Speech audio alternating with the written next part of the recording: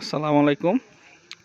ত্রয়োদশ জাতীয় সংসদ নির্বাচন 2026 আজ 12ই ফেব্রুয়ারি। বাংলাদেশ জাতীয় নির্বাচনে আমাদের গ্রামে এসেছি। তো আমাদের কেন্দ্রের অবস্থা দেখা যাচ্ছে, আমাদের কেন্দ্রে সকাল থেকে প্রচুর মহিলা ভোট ছিল, পুরুষ ভোট খুবই কম ছিল। আমাদের এলাকায় অলমোস্ট 3132টি ভোটার, তার মধ্যে ভোট পড়েছে 1610 ভোট।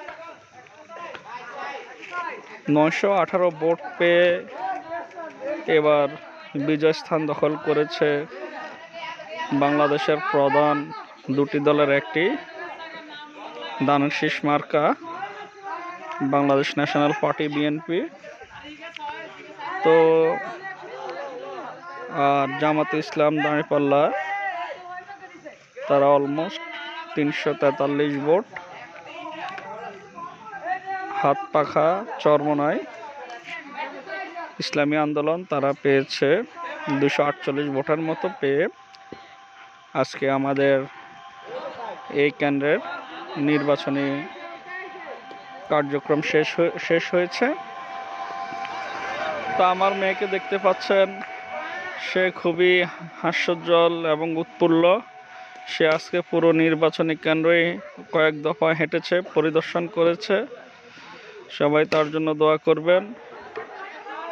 আর আমরা সবাই বাংলাদেশের উত্তরোত্তর কামনা করি, বাংলাদেশের জন্য একজন সঠিক লোক দায়িত্ব নিক, বাংলাদেশকে সুন্দরভাবে পরিচালনা করুক।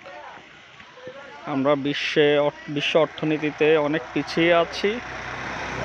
দলমত নির্বিশেষে যেই আসুক না কেন, আমরা আশা করি বাংলাদেশের জন্য ভালো কিছু হবে। এই সংসদ নির্বাচন আসলে বিগত 17 বছর যাবৎ মানুষের একটা অন্তরের জায়গা, কারণ মানুষ গত 17 বছর যাবৎ খুব ভালো করে নির্বাচনে ভোট দিতে পারেনি। তো 17 বছর পর সবাই কেন্দ্রে এসেছে।